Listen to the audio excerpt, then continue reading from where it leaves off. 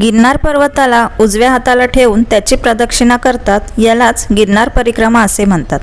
गिरनार पर्वत हा हिमालय पुत्र आणि माता पार्वतीचा भाऊ।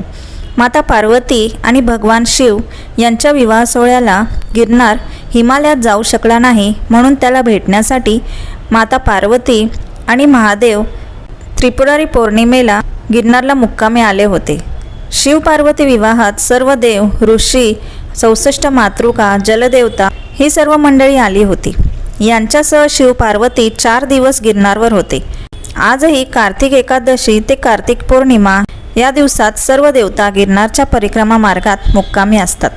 गिरनार परिक्रमा केली म्हणजे या देवतांचे सानिध्य आणि आशीर्वाद आपल्याला मिळतात, म्हणून ही परिक्रमा करतात। तसेच आपल्या हातून कळत नकळत घडलेल्या सर्व पापांपासून मुक्ती मिळते। सविस्तर माहितीसाठी लिंक डिस्क्रिप्शनमध्ये दिली आहे।